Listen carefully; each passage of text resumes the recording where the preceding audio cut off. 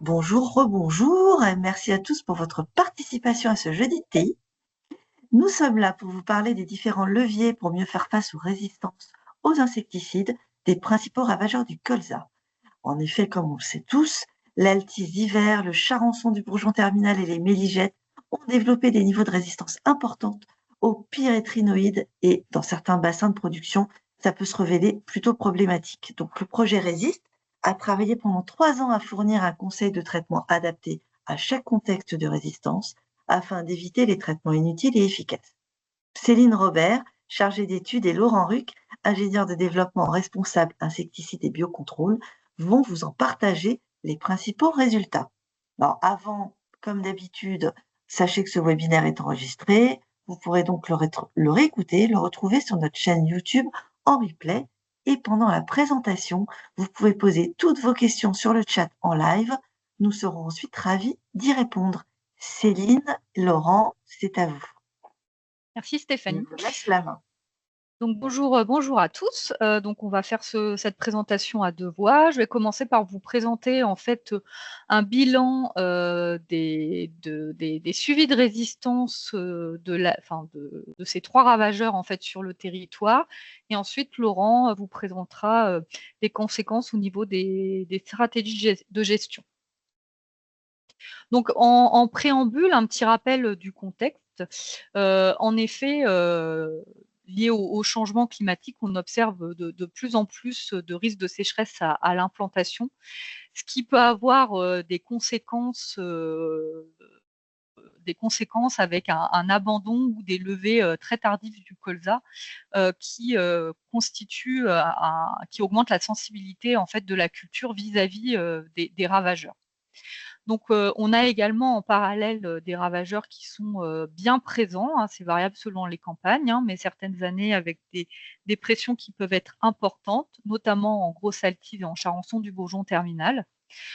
Les agriculteurs sont également confrontés à la disparition de substances actives, hein, qui rend la gestion de plus en plus compliquée. Et en parallèle de la disparition de ces substances, pour les familles qui restent, on a l'émergence de résistance, en particulier de résistance aux pyrétrinoïdes, qui est, comme vous allez le voir, une famille qui est parfois totalement inefficace dans certains secteurs. Également, les producteurs sont confrontés à des problèmes de compétitivité économique, hein, qui rend la situation parfois délicate à gérer. Donc on a une situation qui est fragile et le recours à de nombreux leviers de lutte intégrés est absolument aujourd'hui incontournable pour pouvoir gérer les ravageurs des cultures. Malgré tout, l'étude de la résistance reste indispensable, notamment pour éviter d'intervenir dans les secteurs où ces insecticides ne sont pas du tout efficaces, et puis également pour limiter l'apparition de nouveaux mécanismes de résistance.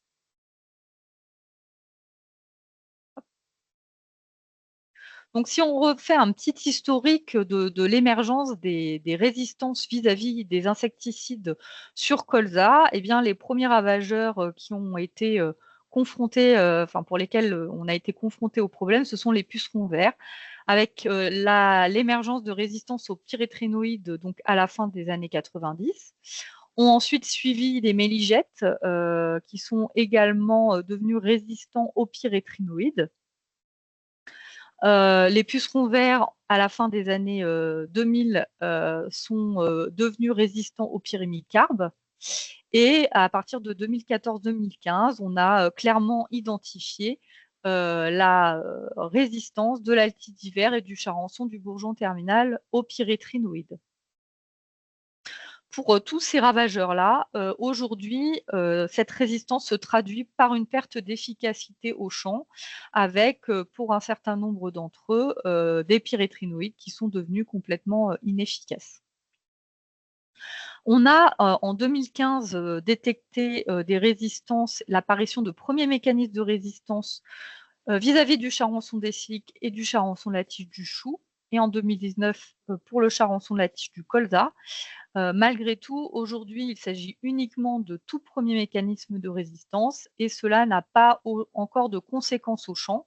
Il n'y a pas de perte d'efficacité au champ pour ces ravageurs vis-à-vis des pyrétrinoïdes. Donc l'objectif, c'est de maintenir le monitoring dans les années à venir. Donc, je vais vous dresser très, très rapidement un premier point autour des grands mécanismes de résistance vis-à-vis des insecticides qui existent. Donc, en fait, en gros, comment dire? Nous avons travaillé sur 2 principaux mécanismes de résistance. Tout d'abord, ce qu'on appelle la résistance métabolique ou bien la résistance par détoxification.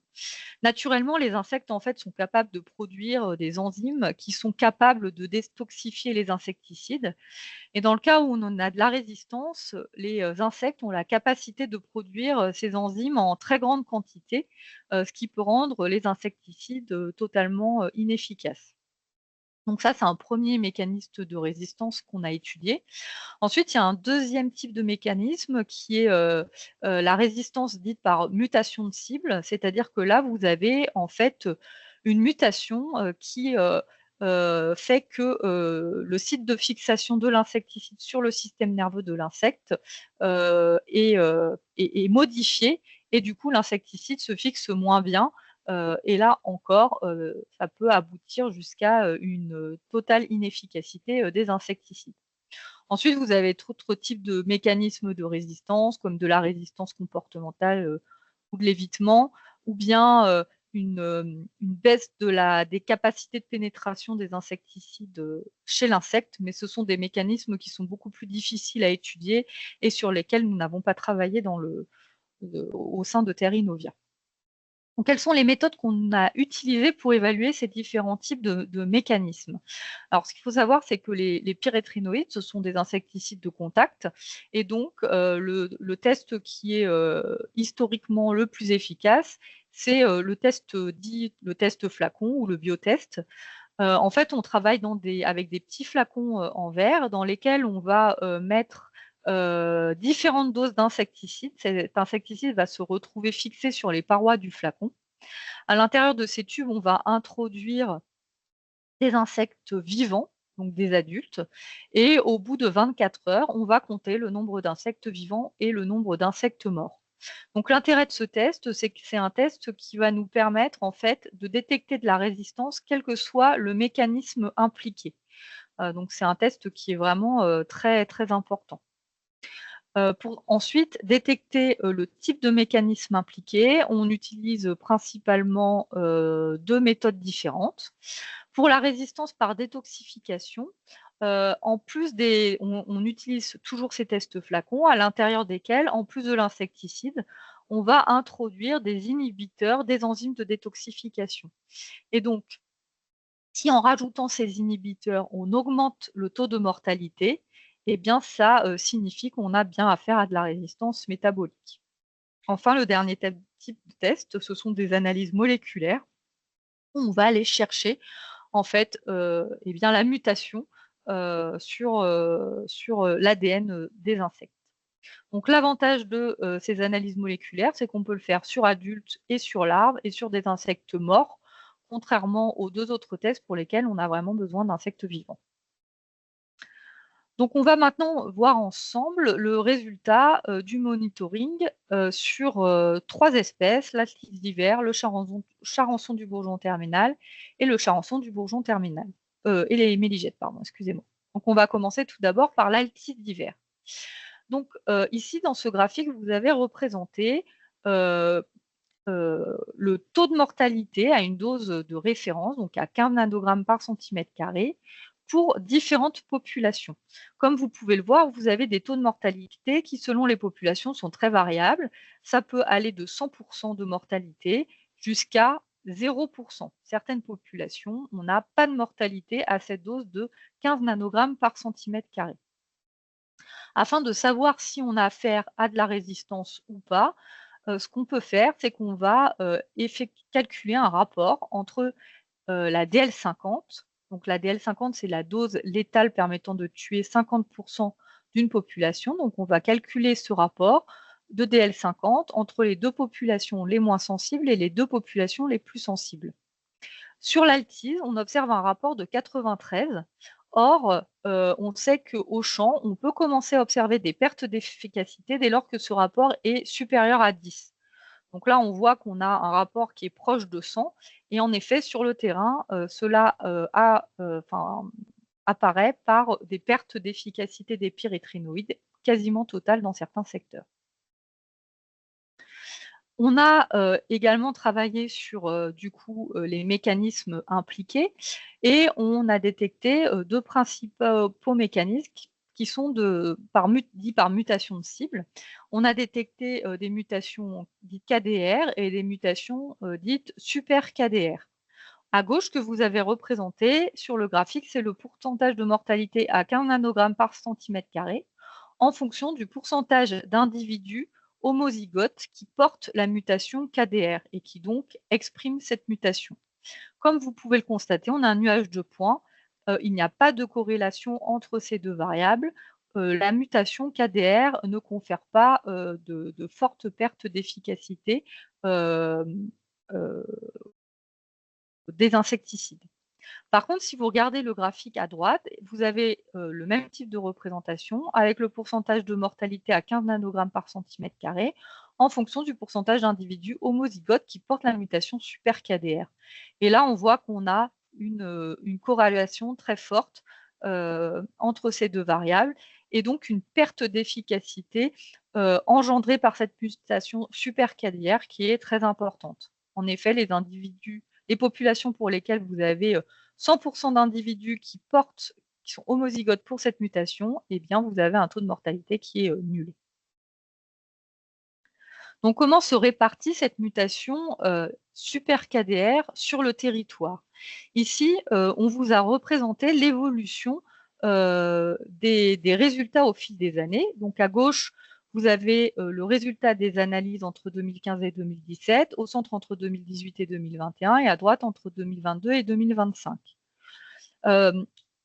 Un point correspond à une population et plus vous tendez vers le violet foncé et plus le pourcentage d'individus homozygotes porteurs de cette mutation est importante. Donc quand vous êtes en violet foncé, ça veut dire que vous avez plus de 80% des individus qui portent cette mutation.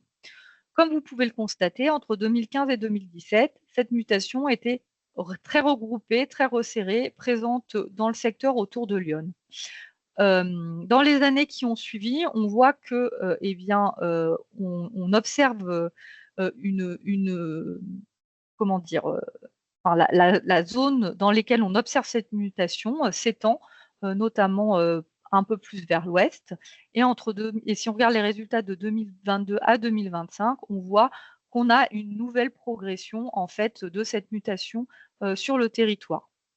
Donc on constate bien ici qu'en 10 ans, eh bien, progressivement, les mutations super KDR sont de plus en plus présentes dans les populations sur le territoire français et ont bien dépassé le secteur historique de Lyon et des départements autour. Si maintenant on poursuit avec le Charançon du Bourgeon terminal, vous allez avoir le même type de représentation graphique. Donc ici, le taux de mortalité après 24 heures d'exposition à la lambda-cialotrine en fonction des populations. Et là, on constate qu'on a des taux de mortalité qui varient entre quelques pourcents, on va dire 5% à peu près, et 100%. Donc, depuis 2013, on a effectué des tests flacons pour 59 populations. Et là, si on regarde le rapport des DL50 entre les deux populations les moins sensibles et les deux populations les plus sensibles, on a un rapport de 15. Donc, on est bien en dessous de ce qu'on observe sur l'ALTIS d'hiver. Si maintenant on cherche les mécanismes impliqués, on a une mutation de cible principale qui est la mutation KDR.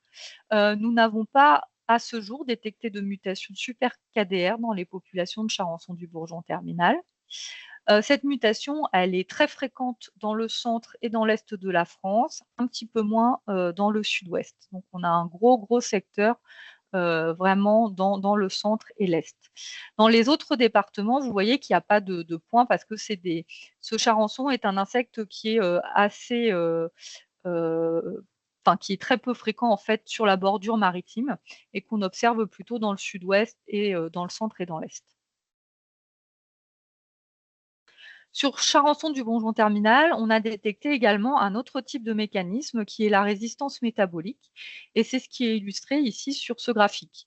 Ici, ce que vous avez représenté, c'est en bleu le pourcentage de mortalité à la dose de 15 nanogrammes par centimètre carré de lambda cyalotrine, donc de pyréthrinoïdes, pour les différentes populations.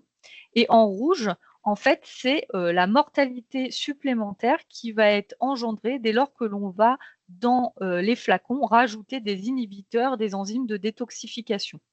Donc vous voyez par exemple, si on prend la première population, qu'on a un taux de mortalité avec uniquement de la lambda-cyalotrine où on est à 10%, et dès lors que l'on va rajouter ces enzymes, eh bien on monte jusqu'à presque 70%. Donc aujourd'hui, on a 7 populations sur les 22 qui ont été testées pour lesquelles l'ajout d'inhibiteurs augmente la mortalité de plus de 50%, et on considère que c'est à partir de ce seuil que l'on a de la résistance métabolique. Si maintenant on regarde les conséquences de ces mécanismes sur le taux de mortalité dans les tests flacons, ici ce que vous avez représenté, c'est ce taux de mortalité en fonction du pourcentage d'individus homozygotes qui portent la mutation KDR. Comme vous pouvez le voir, on a une corrélation qui est significative avec une perte d'efficacité dès lors que les populations portent cette mutation en quantité importante. L'autre point qui est important à souligner ici concerne les points qui sont en rouge. Ici, les points en rouge, ce sont des populations pour lesquelles, en plus, vous avez également de la résistance métabolique. Et ce qu'on constate, c'est que les populations qui portent le plus ici la mutation KDR sont aussi des populations qui présentent de la mutation de la résistance par détoxification en quantité importante. La courbe noire correspond à la relation avec tous les points et la courbe en verte représente la relation si on ne prend en compte que les populations pour lesquelles on n'a pas de résistance par détoxification.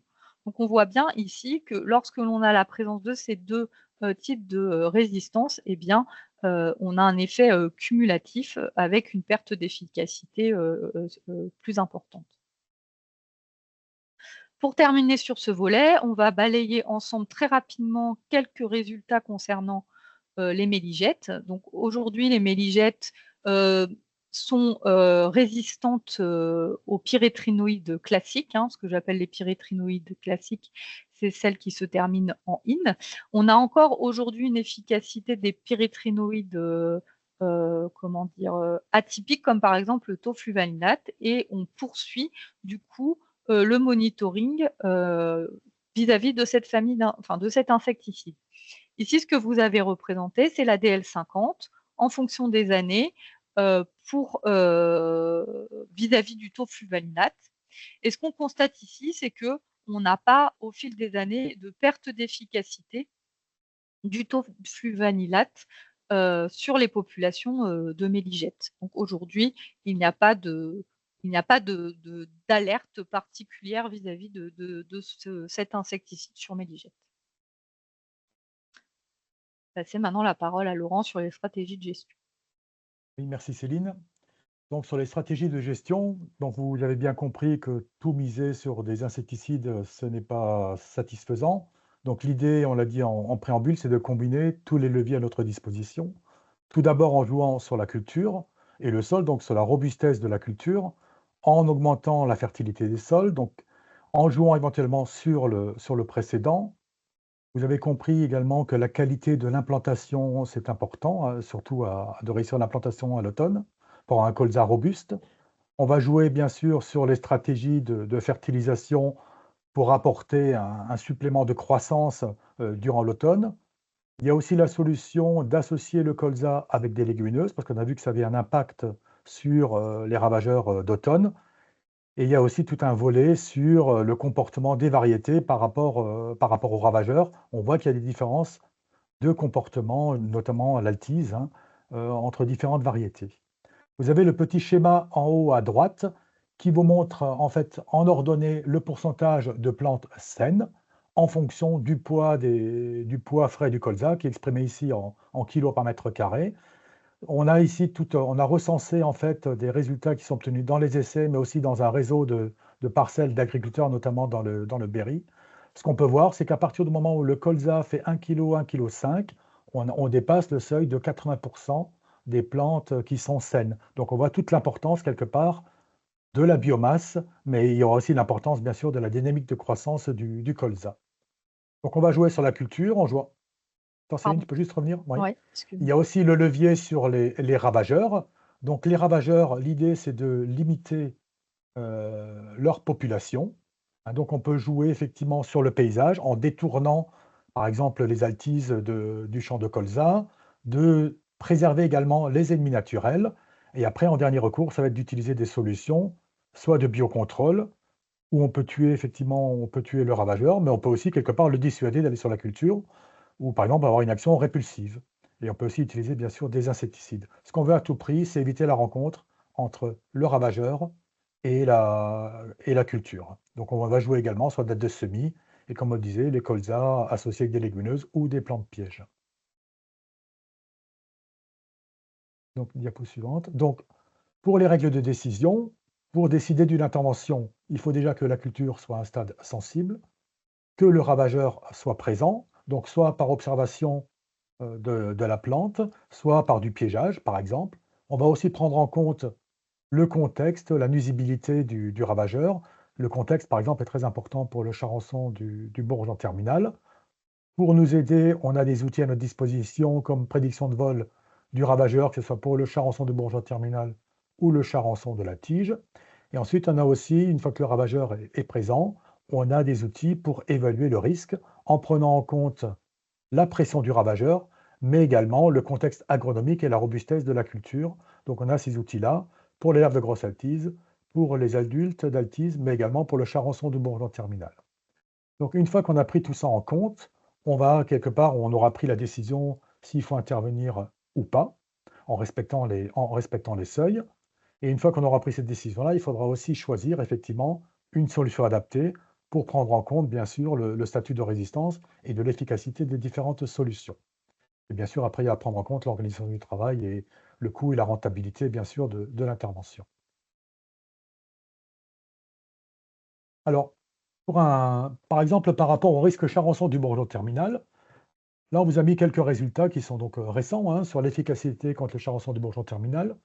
Vous voyez que dans le témoin, on a plus de 50% des plantes qui ont en fait des larves de charançon du bourgeon terminal au cœur. Ça va se traduire par autant à peu près de plantes buissonnantes, donc qui auront un impact sur le rendement. Donc là, on a des essais qui seront bien sûr récoltés cette année. Vous voyez la solution, alors IS 1803, donc c'est le Minectogold, qui était autorisé en 2024 par dérogation. On voit que son efficacité est de l'ordre de 55%. Pour les pyrethroïdes, on a une efficacité légèrement inférieure de l'ordre de 45%. Donc, on aura. Alors pourquoi? Et quand on regarde les plantes buissonnantes, on voit que pour le caratéséon, la deltamétrine, ici le D6, on a un peu plus de plantes buissonnantes que de plantes atteintes au cœur. C'est simplement pour la raison qu'on a ici un cumul en fait de l'impact du charançon du bourgeon terminal et des larves d'altise, parce qu'il y a des essais bien sûr qui sont réalisés dans un contexte où les altises ont la mutation supercalaire et les pyrethroïdes ne fonctionnent plus. Alors que Minectogold, donc IS 1803, va fonctionner quelque part sur le charançon, mais également contre les altises qui ont cette mutation supercadaire.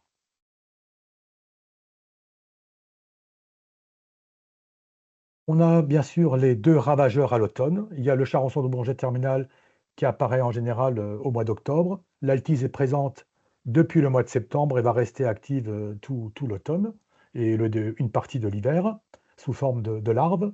Donc, on a mis en place des essais pour essayer d'évaluer différentes stratégies pour lutter contre ces ravageurs. Donc, tout d'abord, en regardant l'impact de différentes dates d'application du Minectogold. pour lutter contre les larves d'altise et de regarder également l'impact que ça pourrait avoir sur le charançon du bourgeon terminal. Comme les pyréthrinoïdes sont inefficaces si on a de la mutation super KDR des altises, on présente les résultats en présence de cette mutation ou en l'absence de cette mutation-là. Vous voyez dans le petit tableau, la première ligne, vous avez le nombre de larves par plante en entrée et en sortie d'hiver, quelle que soit la situation en mutation secteur KDR ou super KDR. Vous voyez qu'il y a une progression durant l'automne et l'hiver du nombre de larves par plante, qui s'explique tout simplement par une activité qui continue durant l'automne des altises, de ponte et donc d'apparition de larves. Ce qu'on peut voir qui est assez visuel, c'est la ligne numéro 3. On voit les pyréthrinoïdes qui, en situation de mutation KDR, continuent à fonctionner. On réduit quelque part la pression larve. Par contre, vous voyez que dans la situation super KDR, on n'a plus d'efficacité. En fait, on est au niveau du témoin. Et après, vous avez différentes positions du Minectogold qui permettent d'avoir des efficacités qui sont intéressantes. Donc, on va poursuivre quelque part ces essais-là parce qu'on voudrait arriver on voudrait arriver à lutter contre les deux ravageurs avec une seule application. Et donc, c'est pour ça qu'on poursuit ces essais. Donc, après le charançon du bourgeon terminal et les altises, quelques résultats sur les méligètes. Donc là, on vous présente les résultats de 2 essais. Donc, un essai dans le Berry à Lunery, un autre essai à Soupex dans le sud-ouest, en Haute-Garonne, non, dans l'Aude. Vous voyez que dans le témoin, dans le premier essai en tout cas, à Lunery, on avait une pression très forte, puisqu'à un moment donné, on était à plus de 12 méligètes par plante. Et vous voyez que les solutions, les références dont Céline a parlé tout à l'heure, le Maverick Smart ou le Trébon, qui sont 2 pyréthrinoïdes particuliers, on a une bonne efficacité. Et on a aussi travaillé sur 2 alternatives qui sont codées ici, qui permettent d'avoir des efficacités intéressantes pour lutter contre les méligètes. Dans l'autre essai de Soupex, on a une pression qui est un petit peu moins forte. Et vous voyez qu'on a également des efficacités après 3 jours qui sont bonnes avec les références, mais également avec les 2 solutions qu'on a testées. Et ensuite, la pression devient tellement forte qu'au bout de 6 jours, en général, les solutions, il y a des recolonisations et les solutions ne sont plus efficaces. Ce qui est à noter aussi dans cet essai, dans l'essai de Lunery, la pression était très forte. L'essai a été récolté et on n'a vu aucun impact sur le rendement parce que le colza était bien sûr vigoureux. Et ensuite, la pression a diminué parce que le temps a changé, était moins favorable aux méligètes.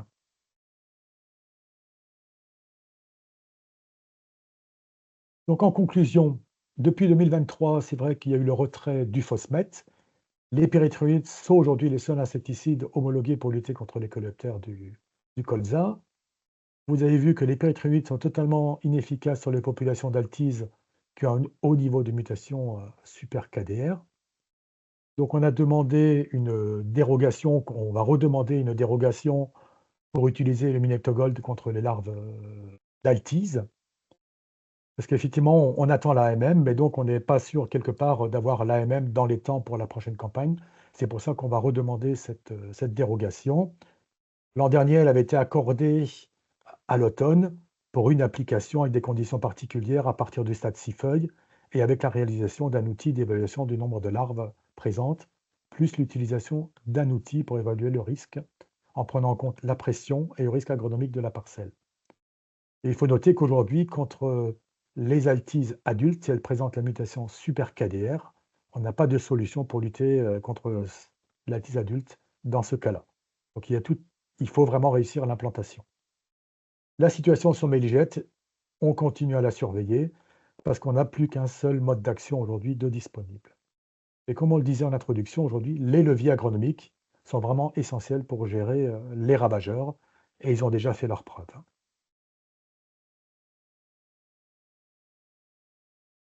Merci beaucoup à tous les deux pour cette présentation vraiment détaillée, très pertinente. Alors, on a quelques questions qui sont arrivées, donc on va les prendre dans l'ordre d'arrivée. Bonjour, avez-vous des informations sur l'évolution des résistances L925I, T929N et T929I pour les altises d'hiver? Je ne sais pas qui veut répondre. Qui peut répondre? Hem, Alors, on suit aujourd'hui, on regarde ces Vas-y Laurent. résistances, hein, donc on suit l'évolution Mmh. de ces résistances-là. Mais aujourd'hui, l'impact de ces résistances-là n'est pas connu, n'est pas référencé dans d'autres pays. Donc on fait l'analyse sur un grand nombre de situations pour la mutation KDR, pour la mutation super KDR, parce qu'on connaît l'impact. Par contre, on a aussi un travail de veille sur ces mutations en faisant du séquençage complet, en fait, pour certaines populations. Donc on poursuit la surveillance de toutes les mutations. Parfait, merci beaucoup. Deuxième question, avec l'extension des zones de résistance, allez-vous faire une demande de dérogation Minecto-Gold différente en termes de zones où vous allez voir s'appliquer cette dérogation? Alors, pour la dérogation, nous n'avons pas encore fini toutes les analyses, hein, donc nous attendons les Mmh. derniers résultats. Et ensuite, si on voit qu'effectivement, il y a un secteur sur lequel il y a une évolution, on demandera bien sûr une extension de la dérogation sur cette zone où les mutations supercadaires sont devenues plus préoccupantes. Très bien, Mais nous attendons encore les derniers résultats que réalise notre laboratoire. parfait, merci beaucoup. Troisième question, y a-t-il de la rémanence avec le Minecto-Gold? Donc le Minectogold, je pense, ce qui est important en général, alors c'est vrai pour le Minectogold, c'est vrai aussi pour les autres solutions quand on n'a pas le Minectogold ou par exemple pour des pérétrinoïdes. L'idée Mmh. déjà, avant de faire une intervention, c'est de mesurer quelque part ou d'évaluer la présence du ravageur, donc de la larve d'altise. Ensuite, c'est de ne pas intervenir trop tôt parce que comme je vous l'ai dit tout à l'heure, il y a une évolution au courant de l'automne, donc les populations en général progressent entre l'automne et la sortie d'hiver. L'idée, c'est de faire le plein quand même avant d'intervenir. Donc on est sur les interventions en général de la première quinzaine de novembre. Et après, on voit également, même quand on est intervenu, on va avoir une efficacité en entrée d'hiver qu'on évalue en général au mois de décembre.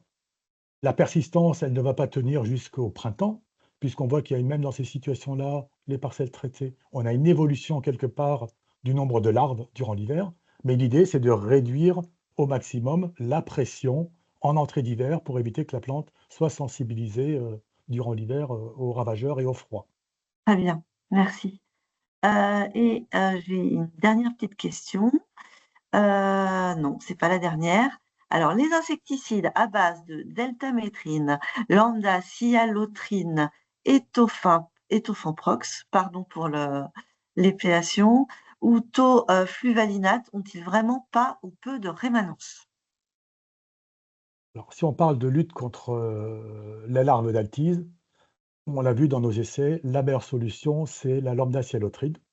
Mmh. Ce qui est tofuvalinate et tofenprox fonctionne nettement moins bien. La cypermétrine fonctionne moins bien que la lambda-cyhalotrine et la deltamétrine est un peu intermédiaire. Donc on recommande surtout la lambda-cyhalotrine qui permet d'avoir les meilleurs résultats pour lutter contre les larves d'altise. Très bien, bon, c'est très clair. Une autre question, l'application systématique de l'adjuvant Stickman sur les insecticides, est-ce que c'est une bonne idée dans la majorité des cas? Alors j'ai apporté une réponse pour le Minecto Gold, Oui, dont on n'a pas encore l'autorisation, on n'a pas encore la dérogation, hein, ni la MM, où là il y a plutôt une recommandation d'utiliser de l'huile pour faire pénétrer le produit. Donc c'est une particularité du produit. Donc on est plutôt sur un conseil d'utiliser de l'huile autorisée pour des applications, insecticides. d'accord.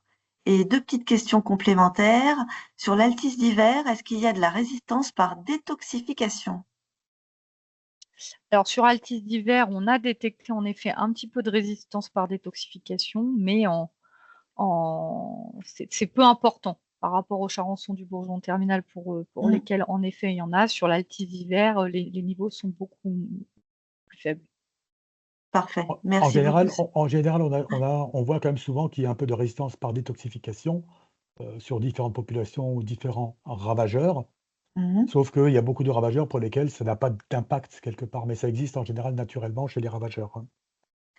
Et est-ce que les pyrétrinoïdes sont encore efficaces sur les altis qui présentent une mutation SKDR? Non, c'est ce que vous avez pu voir dans le petit tableau que j'ai pu présenter. Quand vous avez des mutations super KDR, Donc les pyrethroïdes ne fonctionnent plus du tout pour lutter contre les altises, et ce qui n'est pas sans poser de soucis sur les altises adultes, puisque là, on n'a vraiment plus de solution. Si vous avez de la mutation super KDR, vous avez la solution qui est Minectogold si vous êtes dans la situation de dérogation. Par contre, contre les altises adultes, où on intervient jusqu'à 3-4 feuilles pour sauver la culture des dégâts foliaires, on n'a plus de solution. C'est pour ça qu'on recherche des solutions alternatives, qu'elles D'accord. soient insecticides ou de biocontrôle. Et enfin, une dernière petite question qui était en lien avec l'avant-dernière question sur l'adjuvant.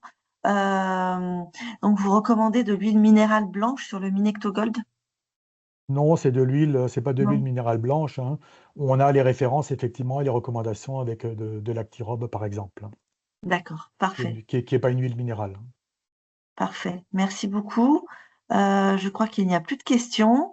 Alors, je vous ai mis en lien plus d'informations sur ce projet. Sur le projet Résiste, dans lequel on mettra également le replay. Et pour des contenus plus techniques sur les résistances, je vous ai mis également le lien, sachant que la page est mise à jour chaque année au mois de juillet, donc elle sera mise à jour en juillet prochain, mais vous pourrez aller voir. Écoutez, merci beaucoup à tous pour votre écoute. Oui, Juste encore, j'avais une précision oui, juste, bien sûr. sur l'huile, il faut quand même faire attention avec les adjuvants parce qu'il y a Mmh. certains adjuvants qui sont autorisés fongicides, d'autres herbicides, d'autres pour les insecticides. Donc il faut bien regarder, les autorisations pour les différents adjuvants et pour l'Actirobe, c'est une huile, qui est à base d'huile de colza, hein. Donc c'est une huile végétale à base d'huile de Très colza. bien. Et je fais une petite parenthèse parce qu'il y a 2 petites questions qui sont arrivées. Alors, contre les altises, est-ce que vous préconisez une période de la journée à privilégier pour les traitements? Non. Les altises adultes sont plus actives, durant l'automne en fin de journée ou en début de nuit. Donc on recommande plutôt d'intervenir vraiment en fin de journée où elles sont plus actives. Très bien. Et enfin, où est-ce qu'on peut la trouver, l'autorisation pour l'huile Actirobe? La trouver, c'est-à-dire? Je ne comprends pas la question, non. On la trouve où l'autorisation? Peut-être que Bah, il faut aller que sur le site il faut aller sur le site IFI et on voit après dans les usages que c'est ouais, marqué utilisé pour des bouillies, insecticides. ouais, je pense que je crois que c'était le sens de la question. Si vous avez le nom d'un produit, vous allez sur IFI et vous regardez quelque part Ouais, les usages autorisés et vous aurez toutes les déclinaisons pour les différents adjuvants. parfait, très bien, c'est très clair. Merci beaucoup. Bah, merci à tous.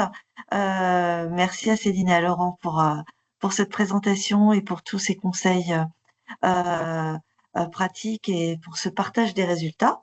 Bah, on vous retrouve jeudi prochain. Je vous retrouve jeudi prochain, cette fois pour parler de légumineuses à graines. N'oubliez pas de vous inscrire et à très bientôt et très bon après-midi. Merci beaucoup.